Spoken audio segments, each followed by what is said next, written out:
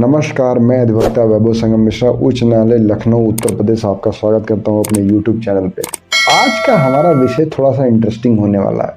हम सब ने इससे पहले बहुत चीज़ें देखी, बहुत सुनी, याद तक कि आपने मेरी बहुत सारी वीडियो देखी होंगी जिसमें हम सब के मानव अधिकार और इसके संबंध में आपको जानकारी दिया है। आज की वीडियो स्पेशली उन लोगों के लिए होने वाली है जो कभी जेल गए हों या फिर किसी का चालान हुआ हो या फिर कोई पुलिस उनको जबरदस्ती या फिर किसी भी तरीके से उनको लॉकअप में या फिर जेल में डालती है और वो किसी भी कारणवश सेंट्रल या फिर स्टेट जेल जाते हैं। तो क्या जब वो जेल जाएंगे उनके पास हमारे जैसे एक नॉर्मल आदमी का अधिकार होता है वैसा अधिकार होगा कि क्या उनका अलग अलग अधिकार होगा? किस तरीके से उनका संरक्षण सरकार करेगी, किस तरीके से संरक्षण उनका गवर्नमेंट करेगी? तो क्या क्या प्रोसेस होता है, क्या क्या उनके अधिकार होते हैं, क्या क्या उनके भी अधिकार होते हैं जो ऑलरेडी जेल में, ये सब हम लोग समझेंगे आज की इस वीडियो। अगर वीडियो अच्छी लगेगी तो वीडियो को लाइक कीजिएगा, चैनल को सब्सक्राइब कीजिएगा। Let's learn, explore and have fun all together. अच्छा, जब भी हम लोग किसी के अरेस्ट की बात करते हैं या फिर किसी अरेस्टेड पर्सन के अधिकार की बात करते हैं तो उससे पहले ये समझना ज़रूरी है कि आप कब अरेस्ट हो सकते हैं। दो लाइन में मैं आपको बताऊंगा। कोई भी आदमी जो कोई भी ऐसा अपराध करता है और उस अपराध की धाराओं में अगर 7 साल से ऊपर की सज़ा है तो उसको अरेस्ट किया जा सकता है, तो उसको जेल भेजा जा सकता है। अगर वो 7 साल से कम की धाराएं हैं तो उन केसेस में उसको अरेस्ट करने की कोई प्रक्रिया नहीं है। प्रक्रिया तभी होगी जब कुछ ऐसा लगता है कि कुछ वो ऐसा कंप्लेनेंट या फिर वादी को कुछ ऐसा कर देगा जिसकी वजह से उसके फेवर में कुछ चीज़ें हो जाए, या फिर कुछ ऐसा वो कर सकता है जिससे जो व्यक्ति उसके विरुद्ध में गवाह देने वाला हो उसके संबंध में अगर वो कुछ करता है तो उन केसेस में ही केवल व्यक्ति का अरेस्ट होता है अगर उसके ऊपर 7 साल से कम की धाराएं लगी है।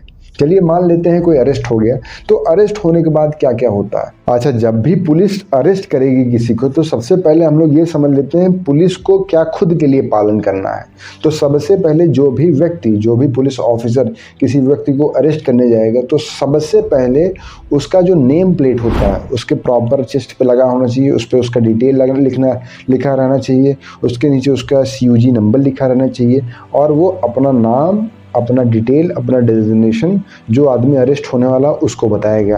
दूसरी चीज़, अगर वो किसी को अरेस्ट करने जाता है या फिर अरेस्ट करने से पहले वो इन सारे सिनेरियो को और अरेस्ट के बाद की चीज़ों को वो अपने एक जनरल रजिस्टर्ड डायरी में लिखेगा कि फला फला अधिकारी हैं, उनका नाम ये है, वो इस फला फला आदमी को अरेस्ट करने जा रहे हैं या फिर अरेस्ट कर चुके हैं। अच्छा, जब भी कोई आदमी अरेस्ट होता है तो उस टाइम एक अरेस्ट मेमो बनता है। अरेस्ट मेमो में एक समाज का 2 गवाह होता है कि वो ये दर्शाता है कि हमने एक सही तरीके से अरेस्ट किया है। उसमें समाज के 2 गवाहों का सिग्नेचर रहता है, साथ ही साथ जो आदमी अरेस्ट रहता है उसका भी सिग्नेचर रहता है, पहली चीज़। दूसरी चीज़, एक अरेस्ट मेमो बनता है जिसमें अरेस्ट की टाइम, अरेस्ट का प्लेस और अरेस्ट की तिथि भी लिखी जाती है। उसके साथ ही साथ जो आदमी अरेस्ट हुआ रहता है उसका भी सिग्नेचर उसको कराया जाता है और उसकी एक कॉपी उसको दी जाती है। ये करना क्यों ज़रूरी है? ये दर्शाता है कि जो हमारी गाइडलाइंस है सुप्रीम कोर्ट की, जो हमारी गाइडलाइंस है CRPC को, हम केवल उसी के अंतर्गत सारा काम कर रहे हैं, ना कि हम मनमाने तरीके से किसी का अरेस्ट कर रहे हैं। अगर ये चीज़ वो मेंटेन नहीं करेंगे तो कभी कोई आदमी जेल से बाहर नहीं आ पाएगा, ना कभी कोई आदमी ये बता सकता है कि हम जेल गए थे। उसके बाद एक बनता है इंस्पेक्शन मेमो। इंस्पेक्शन मेमो में अगर जो आदमी अरेस्ट हो रहा है वो अगर बताता है कि मुझे कोई माइनर या फिर मेजर इंजरी हुई है, इसका आप मेडिकल करवाइए, तो उसका वो मेडिकल करवाते हैं। जो भी उनको प्रॉब्लम्स हो उसको देखते हैं, फिर उस रिपोर्ट पे वो अरेस्टेड पर्सन का साइन करते हैं। जो आदमी अरेस्ट करने जा रहा है उस ऑफिशियल का भी उस पे हस्ताक्षर होता है और फिर उसके बाद उसकी एक नकल अरेस्टेड पर्सन को दी जाती है या फिर उनके रिलेटिव को दी जाती है। ये क्यों किया जाता है? ये करना इसलिए ज़रूरी है क्योंकि जब भी किसी को अरेस्ट किया जाता है तो ये भी चांसेस रहते हैं कि पुलिस उसको मार पीट दे, पुलिस उसके साथ बदसलूकी कर दे, दे, पुलिस उसके साथ बदतमीजी कर दे, तो ये रिपोर्ट ये दर्शाती है कि हमने उसको सुरक्षित तरीके से अरेस्ट किया, समाज से वो दूर रहे इसलिए अरेस्ट किया, ना कि उसको हम लोग समाज से एकदम ही ख़त्म करने के लिए मार पीट दिए। तो ये परिस्थिति ना हो तो इसलिए इंस्पेक्शन मेमो बनता है। तो इंस्पेक्शन मेमो बनवा के उस पर अरेस्टेड पर्सन के साइन करा के उसकी एक नकल कॉपी अरेस्टेड पर्सन को दे दी जाती है, और उस इंस्पेक्शन मेमो पे जो आदमी अरेस्ट करता है उसका भी पूरा हस्ताक्षर और उसका भी पूरा नाम लिखा रहता है। अब जहाँ पे हस्ताक्षर और नाम की बात आती है, आप लोग खुद समझ गए कि अगर हस्ताक्षर है, नाम है, तो लायबिलिटी भी बढ़ेगी। मतलब कुछ भी इसको होता है तो लायबिलिटी उस आदमी की रहेगी। तो कहीं ना कहीं एक आदमी को जिम्मेदार ठहराने के लिए भी एक प्रोसेस है ये।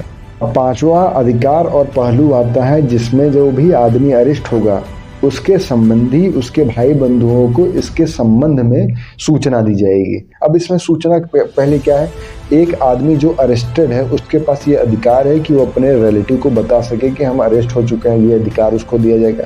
दूसरी चीज रिस्पॉन्सिबिलिटी है क्या है पुलिस की, जो कि अपने हिसाब में एक अधिकार है अरेस्टेड पर्सन का, कि वो उनके लोकल फ्रेंड को, उनके रिलेटिव को वो वाया टेलीफोन, वाया टेलीग्राफ से उनको सूचना देंगे कि हाँ आपका लड़का अरेस्ट हो गया है, अरेस्ट की जगह है ये है, अरेस्ट का टाइम ये है, अभी वो कहाँ रखा गया उसकी जगह ये है। अच्छा, मान लीजिए उनके रिलेटिव्स उस सेम ज़िले में नहीं हो, मान लीजिए मैंने क्राइम किया है लखनऊ में, मेरा घर है फरीदाबाद में, तो अगर दूसरा डिस्ट्रिक्ट है तो वो टेलीग्राफ का इस्तेमाल करेंगे और जल्द से जल्द जितना जल्दी हो सकता है परिजनों को पूरी डिटेल के साथ 8 से 12 घंटे के अंदर सूचना पहुंचाएंगे। अच्छा, ये सूचना पहुंचाई जाएगी डिस्ट्रिक्ट लीगल एड कमेटी द्वारा, जो कि एक कमेटी है, जो कि एक अथॉरिटी है, सारे व्यक्ति का मामला देखती है, जिनका कोई लॉयर नहीं है, जिनका कोई रिलेटिव नहीं है, तो वो जिम्मेदारी लेता है, जिम्मेदार कमेटी, जिम्मेदार आदमी की तरह, कि मुझे इनके परिवार को प्रॉपर सूचना दी जाए।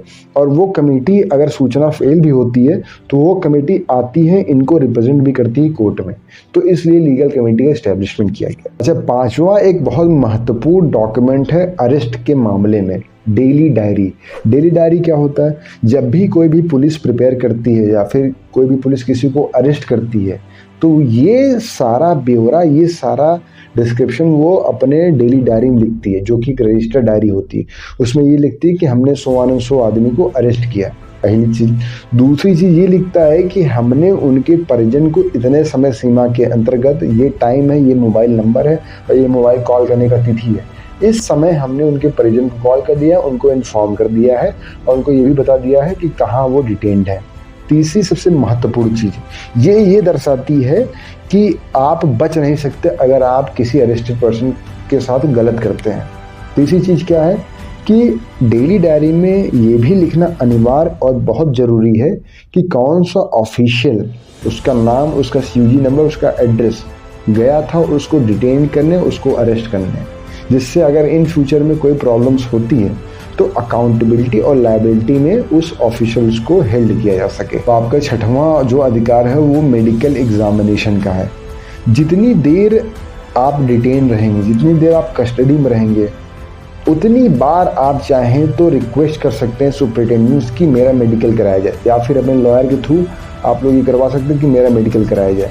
आपका मेडिकल का अधिकार है जो कि हर 48 घंटे में भी हो सकता है अगर आप डिटेन्ड हुए हैं, और आपका मेडिकल स्टेट और यूनियन टेरिटरी के अथॉराइज्ड मेडिकल संस्थान, मेडिकल डायरेक्टर, जो कि अपॉइंट होता है डायरेक्टर ऑफ मेडिकल काउंसिल से, उन्हीं के द्वारा होगा। अच्छा, ये करने से पारदर्शिता और ट्रांसपेरेंसी होती है, क्योंकि स्टेट के द्वारा कोई चीज़ अगर की गई है तो कहीं ना कहीं इसमें किसी प्राइवेट आदमी का हस्तक्षेप नहीं है, और स्टेट ये काम बड़ी जिम्मेदारी से करेगी और उसकी रिपोर्ट बना के उसी सेम मीटिंग में ले जाके दे देती है। अच्छा, सबसे महत्वपूर्ण राइट है एक पर्सन का जो अरेस्ट हो गया है, राइट टू लॉयर। कोई भी आदमी जो डिटेन्ड है, चाहे किसी भी ऑफेंस में, वो ये है पुलिस से मांग कर सकता है कि मुझे मेरे लॉयर से बात करनी है, मुझे मेरे लॉयर से कंसल्ट करना है। यहाँ तक कि जब भी पुलिस इंटरोगेशन करेंगे उस टाइम भी पुलिस से हम ये रिक्वेस्ट कर सकते हैं आप मेरे लॉयर को बुलाइए, तब हम जाके उनके सामने कहेंगे। और फॉर इंस्टेंस अगर मान लीजिए आपने रिक्वेस्ट किया बट आपकी रिक्वेस्ट डिनाई कर दिया उन्होंने, तो आपको कुछ बोलने की ज़रूरत नहीं, कुछ भी आपसे वो बदसलूकी करेंगे तो जब भी लॉयर आपसे मिलने आएगा आप उनको बताएंगे तो लॉयर उन सब को अकाउंटेबल कर देगा कोर्ट में, क्योंकि ये आपका लीगल राइट है कि आप एक लॉयर इंगेज कर सकते हैं अपने अरेस्ट के समय, अपने इंटरोगेशन के समय, एक समय सीमा के लिए। अच्छा सोचिए, इतनी इम्पॉर्टेंट चीज़ है कि जब भी आप अरेस्ट होते हैं तो जो भी इलाका मजिस्ट्रेट होता है, चाहे FIR लॉन्च हुई लखनऊ में और आप अरेस्ट हुए फरीदाबाद में, तो जो भी इलाका मजिस्ट्रेट होगा उसको जितनी जल्दी हो सके अरेस्ट की उसके संबंधित के दस्तावेजों को इलाका मजिस्ट्रेट को भेज दिया जाएगा। अगर इलाका मजिस्ट्रेट को लगता है कि हाँ इन्होंने गलत किया है, तुरंत इलाका मजिस्ट्रेट उस आदमी को छुड़ा देगा, तुरंत इलाका मजिस्ट्रेट उस आदमी को डिटेन होने से बाहर कर देगा और इवन पुलिस के खिलाफ भी वो कार्रवाई कर सकता है। हालांकि ये जो औपचारिकता मैं आपको बता रहा हूँ पुलिस हमारी उसको फॉलो नहीं करती, पर अगर आपके साथ गलत तरीके से अरेस्ट होता है, आपको गलत पुलिस फंसाती है, तो आप चाहें तो विधिक तरीके से इन सब का रिकॉर्ड मांग सकते हैं और ये लोग रिकॉर्ड दे नहीं पाएंगे। इन सब के ऊपर बहुत ताबड़तोड़ कार्रवाई की जा सकती है। तो सबसे महत्वपूर्ण जो यहाँ तक कि हमारे सुप्रीम कोर्ट ने निर्देश भी दे रखा है भारत सरकार को कि आप पुलिस कंट्रोल रूम्स बनवाइए। अच्छा, पुलिस कंट्रोल रूम का मतलब क्या होता है? जब भी कोई आदमी के अरेस्ट का फरमान जारी होता है तो पूरी पुलिस प्रशासन उसको जुट जाती है अरेस्ट करने के लिए, मतलब कि हर डिस्ट्रिक्ट की पुलिस, हर प्रदेश की पुलिस। तो इन लोगों को रेगुलेट कौन करेगा? पुलिस कंट्रोल रूम रेगुलेट करेगा। पुलिस कंट्रोल रूम क्या करेगा? पुलिस कंट्रोल रूम एक जोन है जो ये इन्फॉर्म कर देगा कि हाँ ये अरेस्ट हो गया तो अब आप सब स्थिर हो जाइए। अच्छा, ये अरेस्ट नहीं हुआ तो आप सब सक्रिय रहिए। तो जब भी कोई आदमी अरेस्ट होगा तो बिना किसी देरी किए और विद 12 आवर्स आपको पुलिस कंट्रोल रूम को पूरी इन्फॉर्मेशन प्रोवाइड करनी पड़ेगी, हाँ ये आदमी अरेस्ट हो गया है। और पुलिस कंट्रोल रूम उस अरेस्टेड पर्सन की एक नोटिस डिस्प्ले बोर्ड पे लगाएगी कि हाँ ये फला आदमी अरेस्ट हो चुका है, इस मैटर को क्लोज कर दिया जाए। अच्छा, ये करना हर अरेस्ट में मैंडेटरी है, पर दुर्भाग्य की बात यह है कि अभी तक हमारे हर डिस्ट्रिक्ट में पुलिस कंट्रोल रूम नहीं बना है। अब जैसे हमारे उत्तर प्रदेश का जो पुलिस हेडक्वार्टर है वो लखनऊ में है, लखनऊ इकाना स्टेडियम के पास है, तो यहाँ पे आपको इन्फॉर्मेशन देना कंपलसरी है। और अब आप सोचिए कि अगर ये जो मैंने 5-7 पैरामीटर्स आपको बताए, पुलिस अगर ये फेल करती है तो ये पूरा मान लिया जाएगा कि पूरी अरेस्ट ही गलत है और केवल इस ग्राउंड पे ही आपको बेल मिल जाएगा। और मान लीजिए इसमें कोई वो कमी या फिर आपके साथ दुर्व्यवहार करते हैं तो इन्हीं रिपोर्ट को कॉल करवा के आप उनके विरुद्ध कड़ी से कड़ी कार्रवाई कर सकते हैं। तो ये थे आपके और उन सब के जो अरेस्ट हो चुके हैं या फिर जो अरेस्ट होने वाले हैं उनके अधिकार। अगर आपको इस संबंध में कोई भी सहायता चाहिए होगी तो मैंने अपने YouTube के डिस्क्रिप्शन बॉक्स में गूगल फॉर्म दे रखा है।